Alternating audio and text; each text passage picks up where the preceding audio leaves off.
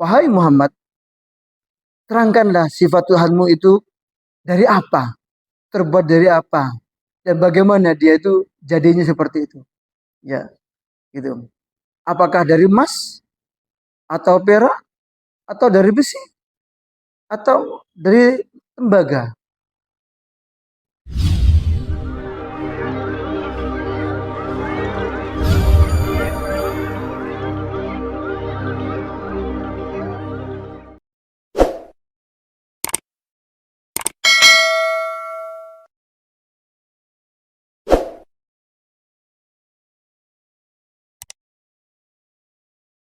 Assalamualaikum warahmatullahi wabarakatuh. Alhamdulillahillazi hadana lihada wa ma kunna linahtadiya laula an hadanallah. Wassalatu wassalamu ala Rasulillah Sayyidina Muhammad ibni Abdullah wa ala alihi wa sahbihi wa wala la hawla wa la quwwata illa billah.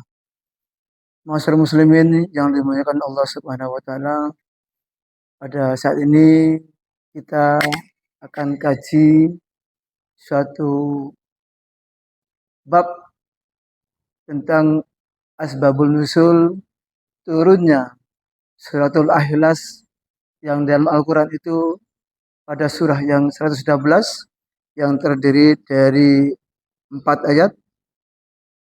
Ya, ini surat yang paling agung, surat yang mengedepankan tentang ketauhidan Allah Subhanahu wa taala, surat yang mensucikan Allah Subhanahu wa taala, ya, surat yang mentauhidkan Allah Subhanahu wa taala. Sehingga kalau kita lihat bagaimana asbabul nuzul turunnya surat Ikhlas ini, kita lihat dalam kitab Durratun Nasihin, ya, sebagaimana yang telah dikatakan oleh Ubay bin Ka'ab dan Jabir bin Abdullah dan Abdul Ali Syu'bi dan Ikrimah radhiyallahu taala anhum ajmain, itu mereka berkata, orang-orang kafir Mekah, ya, telah berkumpul di suatu tempat.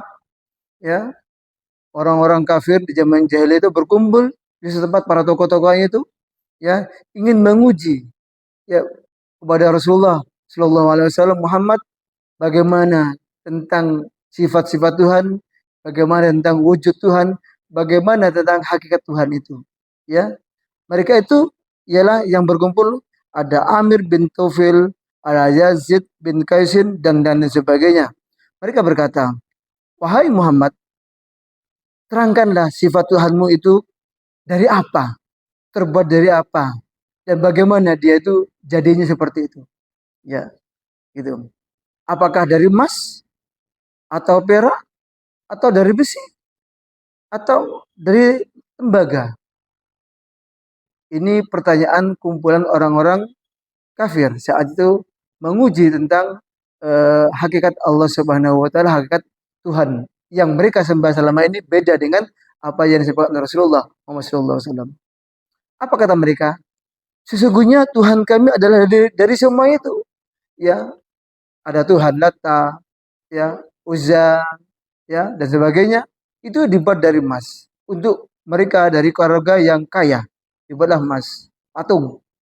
Kemudian untuk yang menengah dari perak, untuk yang menengah ke bawah mungkin dari tembaga atau besi, atau yang nggak mampu sekalian mereka membuat patung yang dipuja dan dipuji sebagai Tuhan dari tanah lempung.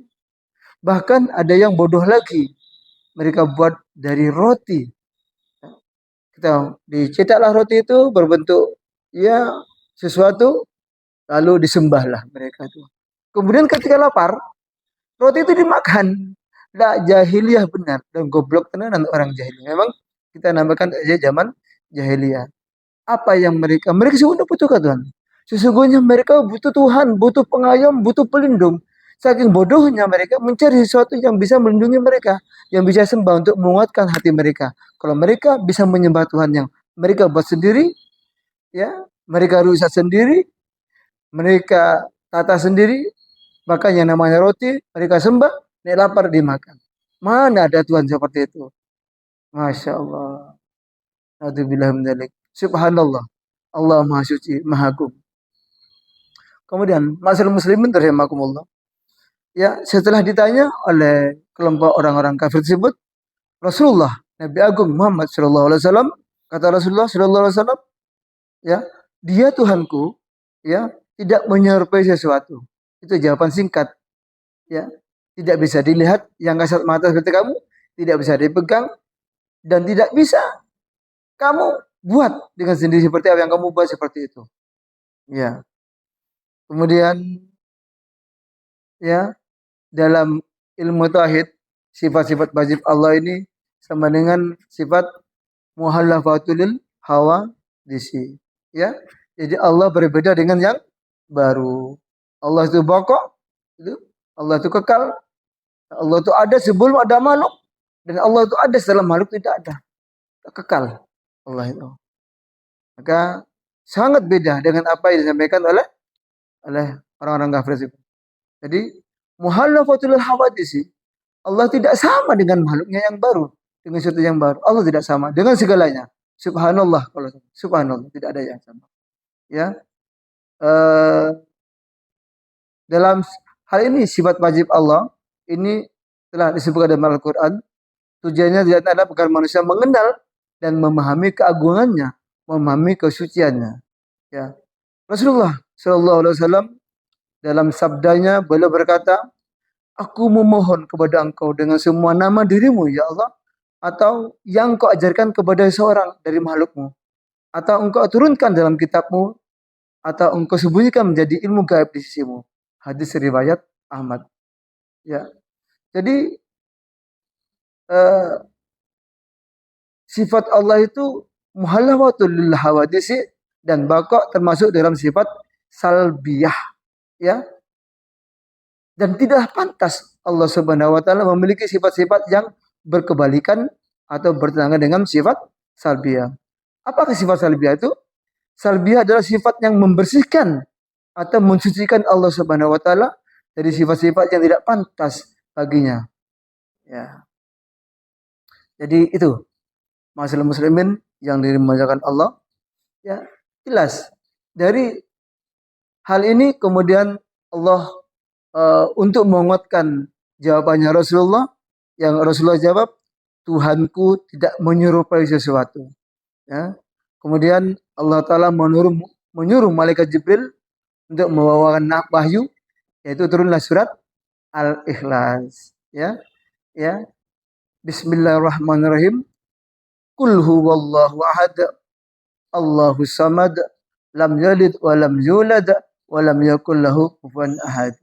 Inilah asal usul turunnya, ya, surat Al-Ikhlas yang Allah perintahkan kepada malaikat Jibril untuk disampaikan kepada Nabi Muhammad. Kemudian Nabi Muhammad menyampaikan kepada, ya, orang-orang Quraisy, orang-orang kafir tersebut tentang, ya, tentang Allah itu sendiri.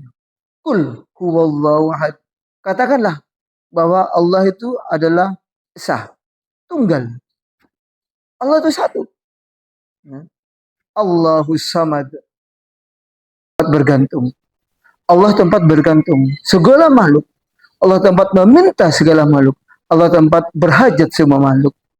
Tidak ada satu makhluk yang tidak bergantung kepada Allah. Siapa ingin tahu? Ya, tanaman, hewan, bahkan manusia sekalipun. Kita bisa bernafas ini karena karunia Allah. Dan Allah yang memberikan nafas itu. Jantung kita digerakkan oleh Allah Subhanahu wa taala atas izin Allah, la haula wala quwata illa billah. Ya. Kita bisa makan karena ada kekuatan yang Allah berikan supaya mulut kita merasakan sesuatu yang enak dan butuh makan sehingga tubuh kita jadi kuat. Allah yang memberikan segala. Kita bergantung pada Allah Subhanahu wa taala. Kita mencari bekerja, mencari rezeki, berdoa, minta kepada Allah agar diturunkan rezeki yang halal dan barakah, agar Allah karuniakan rezeki yang banyak pada kita. Ya.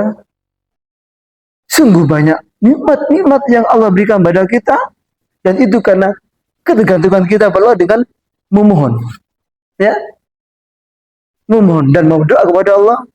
Ya Allah, berikanlah kepada kami umur yang barokah, yang panjang, berikan rezeki yang banyak, berikanlah kesehatan. Ini adalah suatu permohonan dan kita bergantung pada Allah SWT.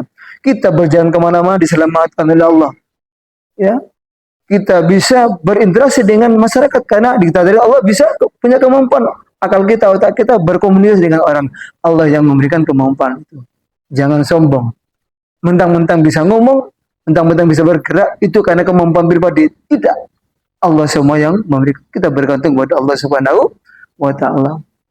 Alam itu pun bergantung kepada Allah. Tanaman. Apakah tanaman tidak bergantung kepada Allah? Iya. Tanaman tumbuh. Siapa yang menumbuhkan? Allah Subhanahu wa Ta'ala. Allah turunkan hujan, Allah berikan air, Allah sediakan air. Boleh manusia menyiramnya, boleh hujan turun dari langit. Kemudian tumbuh, ya ada batangnya, keluar daun. Apakah tidak butuh makan tanaman? Butuh. Mereka butuh fotosintesis. Dari mana fotosintesis? Dari sinar matahari yang Allah buat, yang Allah terbitkan dari timur, yang menggelinding terus sampai ke tengah, sampai terbenam. Dan itu dibutuhkan oleh seluruh makhluk. Bila nggak ada matahari, maka tidak ada kehidupan. Ya Allah, sumber energi terbesar di dunia adalah matahari dan planet terbesar di dunia adalah matahari. Bayangkan kalau nggak ada matahari, tidak ada sinar, tidak ada energi, tidak ada kekuatan, dan tidak ada magnet, tidak ada magnet gravitasi. Semua bumi membutuhkan matahari. Hewan butuh matahari untuk kekuatan tubuhnya, tulang-tulangnya butuh vitamin D. Lebih manusia, tanamannya yang ada di sawah yang bertani butuh fotosintesis, butuh matahari untuk berkembang. Subhanallah, maha besar, maha agung ya Allah. Tidak ada yang tidak bergantung kepada Allah. Allahus Samad. Semua makhluk berhajat kepada Allah, semua makhluk bergantung kepada Allah. Allah nggak menghendaki, jangan repot-repot, matahari dihentikan, sudah berhenti dunia. Ya, seandainya Allah tidak memberikan sinar matahari, bagaimana? Ada kekuatan-kekuatan energi yang bisa berkembang untuk pengembangan teknologi dunia. Semuanya Allah sayang kepada makhluknya yang Allah ciptakan, lebih kepada manusia dan seluruh makhluk yang ada di bumi. Allah sayang. Maka dari itu, sembahlah Allah. Mintalah kepadaku, bergantunglah kepadaku. Semuanya aku yang ngatur, kata Allah Subhanahu. Maka Allah Taala Maha Esa. Allahus Samad. Allah tunggal. Satu. Bukan sebagaimana yang diceritakan atau diyakini oleh bagaimana logika kita kalau Tuhan itu lebih dari satu. Bagaimana ngaturnya?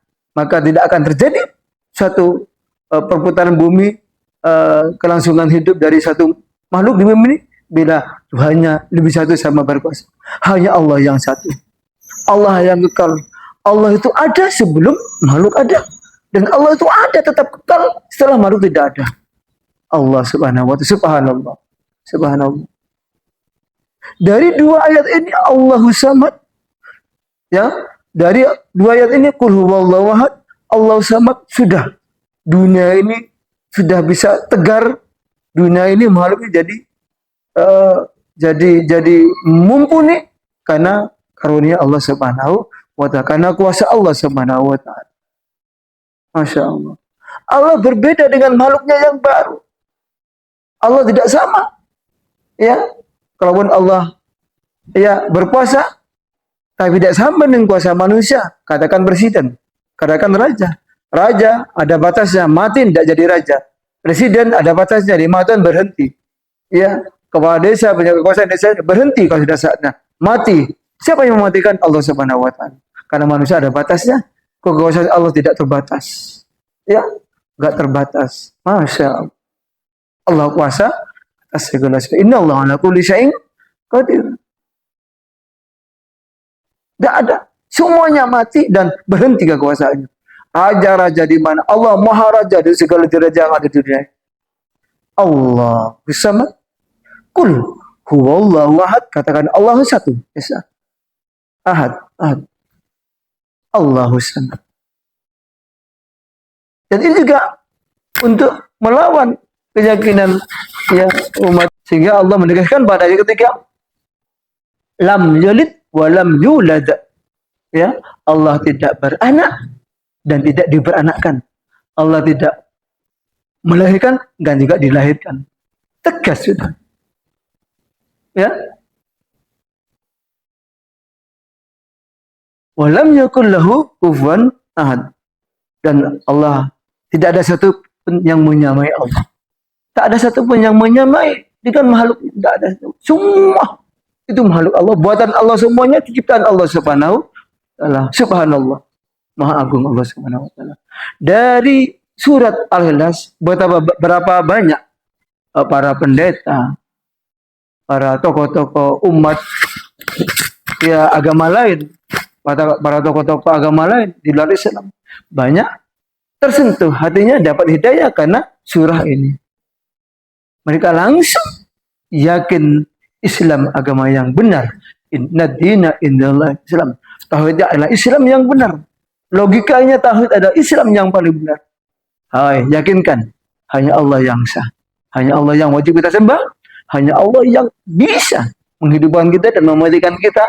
Allah tidak beranak dan tidak diberanakan. Tak satu pun yang bisa menyamai yang sama dengan makhluknya. Ya. Muhallafatul lil hawadis. Ya, Allah Bapa, Allah kekal. Masyarakat muslimin yang dimuliakan Allah Subhanahu, demikian tentang ya kaidah, faedah dan keutamaan suratul Ikhlas tentang asal usulnya. Kita lanjutkan lagi nanti bagaimana surat Ikhlas itu nanti diterapkan dalam kehidupan sehari. Jadi dulu mudah-mudahan Allah mengampuni dosa kita. Kita tutup dengan doa kafarat majelis ya.